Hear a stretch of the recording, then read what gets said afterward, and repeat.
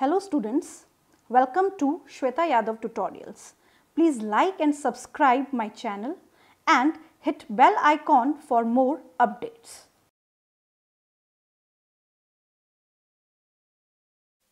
Tools of biotechnology हम discuss कर रहे थे। टूल्स ऑफ बायोटेक्नोलॉजी में हमने वेक्टर्स पढ़ा था। वेक्टर्स एक बहुत ही इंपॉर्टेंट टूल है जो कि मोस्ट रिक्वायर्ड टूल है for the experiment point of view. उसी तरीके से एक और टूल को इस वीडियो में हम डिस्कस करेंगे, that is nothing but desired gene, जिसके लिए ये सारा काम किया जा रहा है। That is desired gene.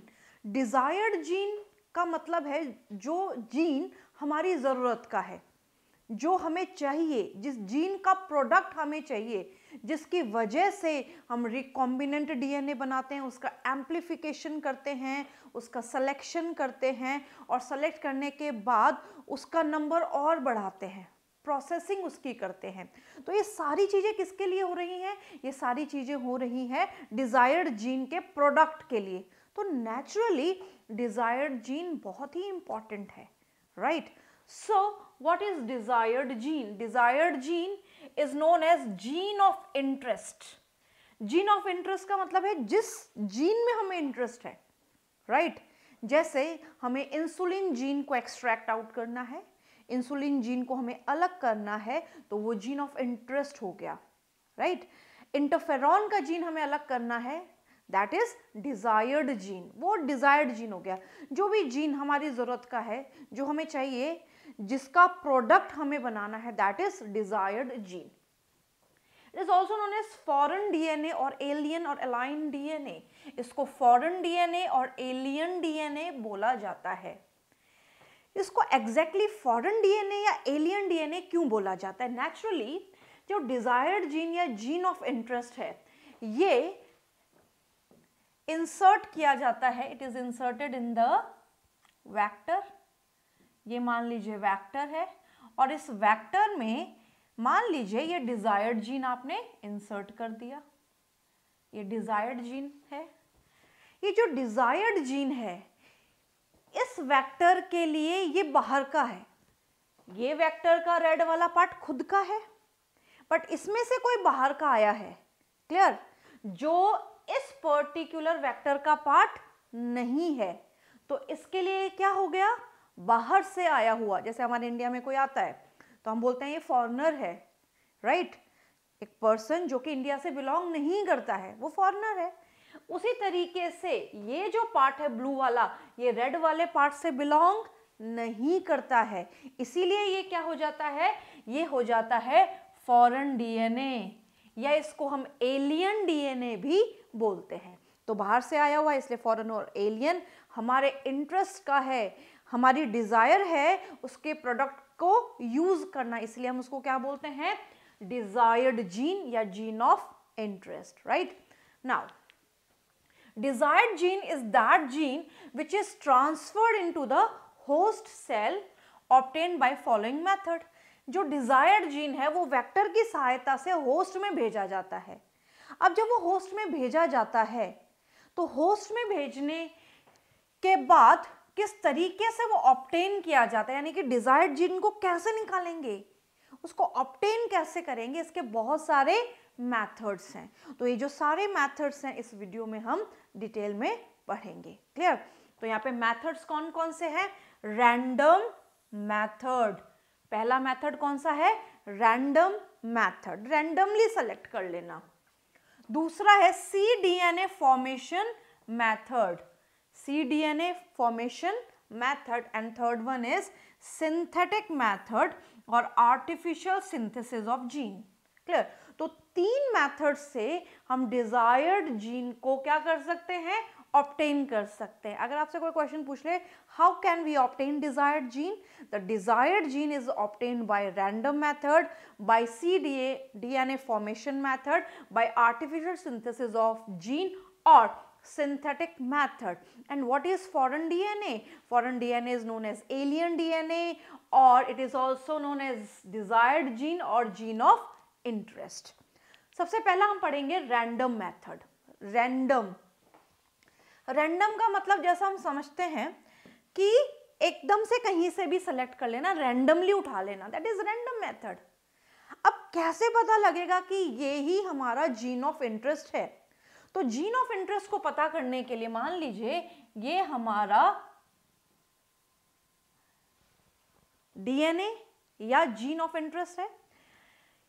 इसको पता करने के लिए हमारे पास दो चीजें होनी चाहिए। दो चीजें क्या क्या होनी चाहिए? हमें इसके साइज का पता होना चाहिए, हमें इसके सीक्वेंस का पता होना चाहिए, हमें इसकी साइज का पता होना चाहिए, हमें इसकी सीक्वेंस का पता होना चाहिए, राइट?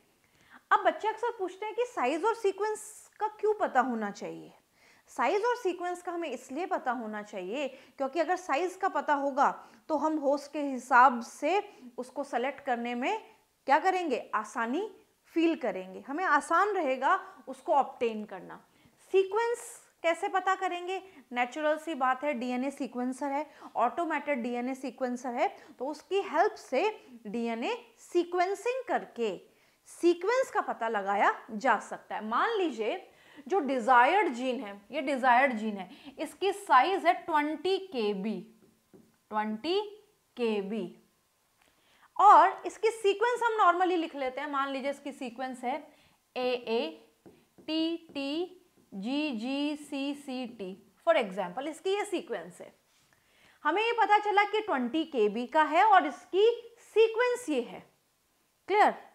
अब इसका क्या फायदा होगा? इसका फायदा होगा सिलेक्शन में, रैंडमली जब हम सेलेक्ट करेंगे उसमें इसका फायदा मिलेगा। कैसे मिलेगा अभी हम समझते हैं। तो जब हम रैंडम मेथड को फॉलो करते हैं तो रैंडम मेथड के लिए हम यहाँ पे क्या करते हैं? सबसे पहले in this method the whole DNA is cut. जो भी पूरा डीएनए हमारे पास है उसको कट किया जाता है। कट करने के लिए हमारे पास क्या है? रिस्ट्रिक्शन एंडोन्यूक्लियेसिस। रिस्ट्रिक्शन एंडोन्यूक्लियेसिस से डीएनए को कट किया जाता है and desired gene is selected bye gel electrophoresis. और डिजायर्ड जीन को जेल इलेक्ट्रोफोरेसिस से सेलेक्ट किया जाता है या इसको auto radiography and gene sequencing से सेलेक्ट किया जाता है। तो अगर आपसे कोई पूछ ले कि जो डिजायर्ड जीन है इसके सिलेक्शन के लिए कौन कौन से मेथड्स हैं, तो मेथड्स तो 3 हैं, random method, seed DNA and artificial method. But उसमें से रैंडम मेथड में से अगर हमें नॉर्मली सेलेक्ट करना हो तो सिलेक्शन के लिए हम इलेक्ट्रोफोरेसिस, ऑटो रेडियोग्राफी जिसमें प्रोब यूज किए जाते हैं एंड जीन सीक्वेंसिंग कर सकते हैं। अब कैसे कर सकते हैं उस बात को समझना है। मान लीजिए ये हमारे पास डीएनए है, पूरा डीएनए है और इसको हमने आइसोलेट किया है सेल से। तो मान लीजिए इस सेल से हमने डीएनए आइसोलेट करके बाहर निकाल लिया। आइसोलेशन ऑफ डीएनए हो गया, isolation of DNA from the cell. Cell से डीएनए को बाहर निकाला गया। अब जो डीएनए निकला है इसको रिस्ट्रिक्शन एंडोन्यूक्लियस से कट किया गया। इसको रिस्ट्रिक्शन एंडोन्यूक्लियस से कट करेंगे तो ये छोटे छोटे फ्रैगमेंट्स में डिवाइड हो जाएगा। इट डिवाइडेड इनटू स्मॉल और लार्ज फ्रैगमेंट्स। ये फ्रैगमेंट्स में डिवाइड हो गया। क्लियर? अब मान लीजिए इसमें जो ये वाला पार्ट है, इसमें जो ये वाला पार्ट है, ये वाला जो फ्रैगमेंट है, ये हमारा डिजायर्ड जीन या डीएनए है। बट इस पूरे डीएनए में से अभी हम इसको अलग नहीं कर पाए, तो इसको अलग करने के लिए हम यहाँ पे जेल इलेक्ट्रोफोरेसिस की मदद लेंगे। जेल इलेक्ट्रोफोरेसिस में एगरोस जेल पे डीएनए को रन किया जाता है। ये हमने बना लिया एगरोस जेल। जेल इलेक्ट्रोफोरेसिस में एगरोस जेल में डीएनए को रन किया जाता है। Here is cathode, electrodes use किए जाते हैं। Here is anode, positive charge negative charge. हमें ये पता है, जब हमने इलेक्ट्रोफोरेसिस पढ़ा था तो हमने सारी डिटेलिंग की थी कि यहाँ पे जब इस जेल इलेक्ट्रोफोरेसिस में डीएनए लोड किया जाता है तो यहाँ पे वेल्स होते हैं और इन वेल्स में डीएनए सैंपल को लोड किया जाता है डाई डाल के। क्लियर? इन वेल्स में डीएनए को लोड किया जाता है, तो ये जो डीएनए फ्रैगमेंट्स है यहाँ पे लोड की जाएंगी। बट एक वेल में मार्कर डीएनए डाला जाता है, एक वेल में मार्कर डीएनए को लोड किया जाता है। इस मार्कर डीएनए की सीक्वेंस हमें पता है। इस मार्कर डीएनए की सीक्वेंस हमें क्यों पता होनी चाहिए? क्योंकि इस मार्कर डीएनए से ही हम डिजायर्ड डीएनए की साइज का पता लगाएंगे, रेस्पेक्टिव साइज का पता लगाएंगे।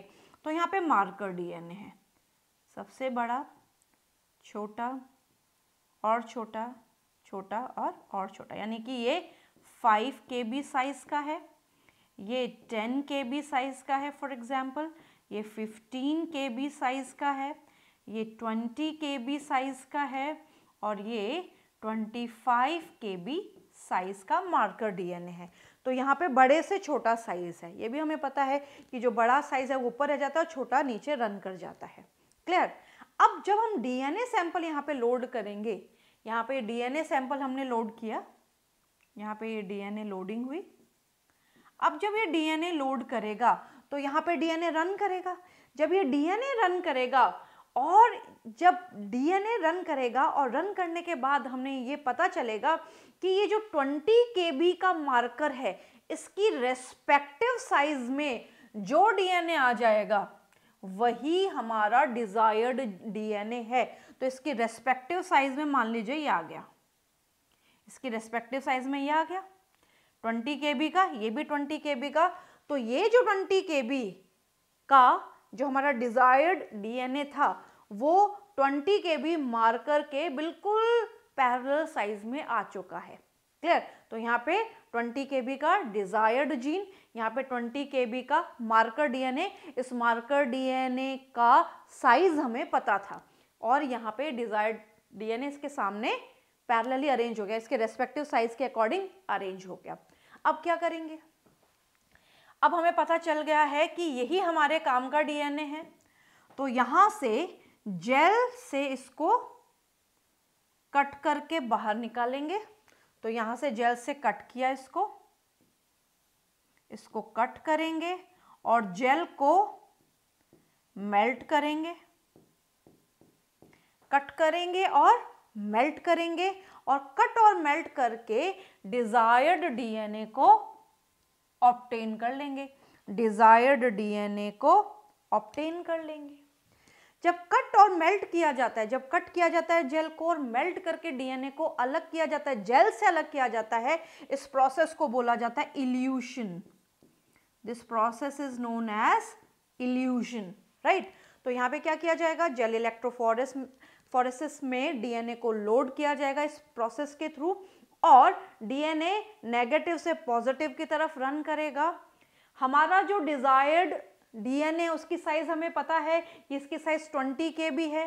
20 kb के रेस्पेक्टिव साइज में जो डीएनए आ जाएगा वही हमारा डिजायर्ड डीएनए या जीन ऑफ इंटरेस्ट है या एलियन डीएनए है, इसको हम अलग कर लेंगे। अब इसकी सीक्वेंस पता लगाना है, कंफर्मेशन चाहिए, कंफर्म होना चाहिए कि भाई यहाँ पे जो मार्कर की रेस्पेक्टिव साइज में आया है यही हमारा डिजायर्ड डीएनए है या नहीं है। तो इस कंफर्मेशन के लिए, इसको ऑथेंटिक बनाने के लिए हम क्या करेंगे? इस डीएनए को लेंगे, ये जो हमारा डीएनए है इसको लेंगे और इसको ऑटोमेटेड डीएनए सीक्वेंसर में, ऑटोमेटेड डीएनए सीक्वेंसर में लगाएंगे, राइट?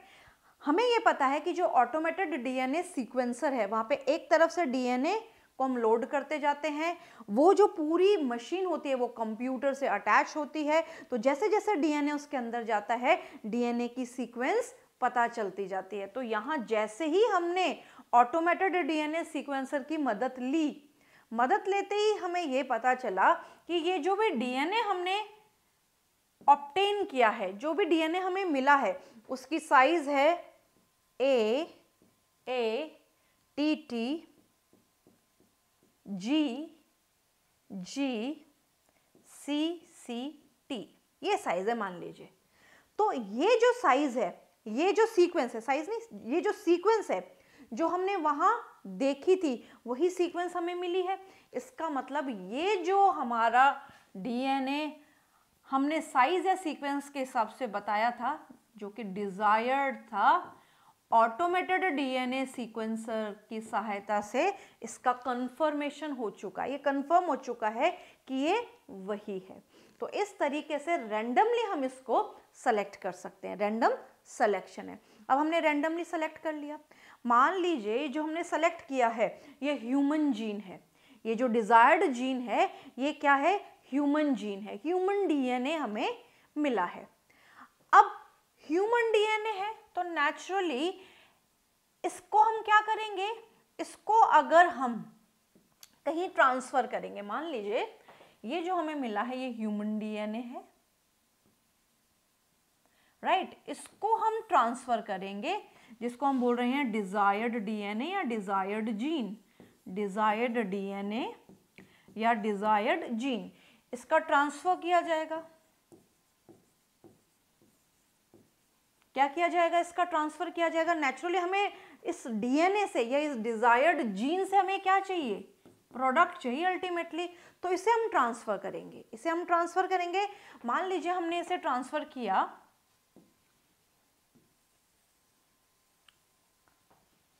एक सेल में, बैक्टीरियम में, राइट, इसे जब हमने ट्रांसफर किया, ये हमने ट्रांसफर कर दिया। अब ये क्या है, डीएनए है, डिजायर्ड डीएनए है। अब ये जो डिजायर्ड डीएनए है इससे क्या बनेगा, इससे क्या बनता है, एचएनआरएनए। डीएनए से ह्यूमन में या यूकैरियोट्स में डीएनए से डायरेक्ट एमआरएनए नहीं बनता, क्या बनता है, एचएनआरएनए, ये बना आरएनए, इसको हम कहते हैं एचएनआरएनए। अब एचएनआरएनए में क्या होता है, एचएनआरएनए में इंट्रॉन और एक्सॉन दो चीजें होती हैं, तो ये रही एक्सॉन, एक्सॉन, और ये बीच में है इंट्रॉन। इसको हटाना होगा, इस इंट्रॉन को हटाना होगा, क्या करनी होगी, स्प्लाइसिंग करनी होगी। और जब स्प्लाइसिंग की जाएगी, जब स्प्लाइसिंग की जाएगी तो यहां से इंट्रॉन हट जाएगा और क्या बच जाएंगे, एक्सॉन, एक्सॉन बच जाएंगे। अब ये बनेगा एमआरएनए। अब यहाँ पे ये क्या है, एक प्रोकैरियोटिक सेल है, बैक्टीरिया है, प्रोकैरियोटिक सेल है। प्रोकैरियोटिक सेल में यहाँ पे एमआरएनए से अब प्रोटीन बनना चाहिए, तो क्या यहाँ पे एमआरएनए से प्रोटीन बनेगा, क्या यहाँ पे स्प्लाइसिंग होगी, नहीं होगी, क्योंकि प्रोकैरियोट्स में स्प्लाइसिंग नहीं होती। इसका मतलब जो जीन हमने लिया है प्रोडक्ट बनाने के लिए, इससे प्रोटीन से क्या बनना चाहिए, प्रोडक्ट बनना चाहिए। तो जो जीन हमने सेलेक्ट किया है प्रोडक्ट बनाने के लिए, इस सेल में हम उस प्रोडक्ट को बना ही नहीं पाए, तो ये एक प्रॉब्लम आ गई। अब इससे कैसे ओवरकम किया जाए, तो इससे ओवरकम करने के लिए रैंडम मेथड से स्विच करना पड़ता है और यहाँ पे cDNA फॉर्मेशन मेथड को यूज करना पड़ता है। यहाँ पे ये मेथड जो है इसमें दिक्कत क्या होगी, स्प्लाइसिंग। स्प्लाइसिंग करना मतलब एक बड़ा काम है, यहाँ पे प्रोकैरियोट में स्प्लाइसिंग नहीं की जा सकती, प्रोकैरियोट्स में स्प्लाइसिंग का प्रोसेस नहीं होता।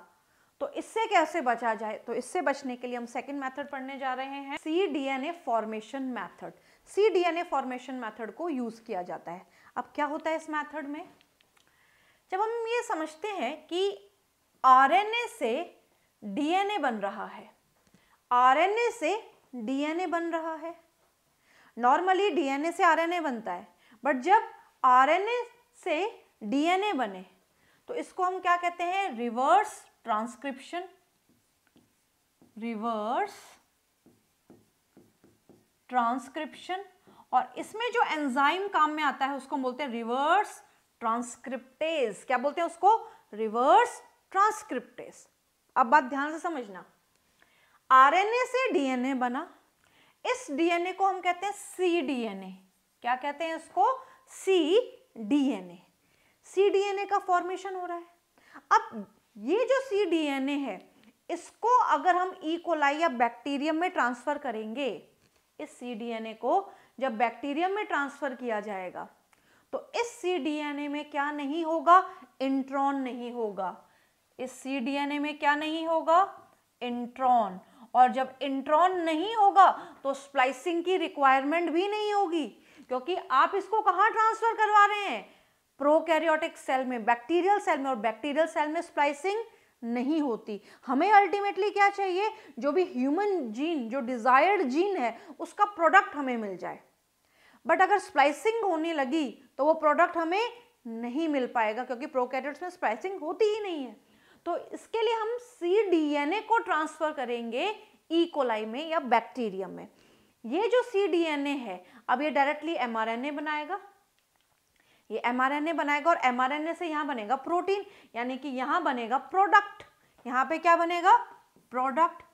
जो जीन हमने लिया है उससे हमें अल्टीमेटली क्या मिला? प्रोडक्ट मिला। अब ये जो स्प्लाइसिंग है इसको करने की जरूरत हमें नहीं पड़ी, स्प्लाइसिंग को हमने एस्केप कर दिया, हटा दिया। हटाया कैसे? सीडीएनए का फॉर्मेशन करके।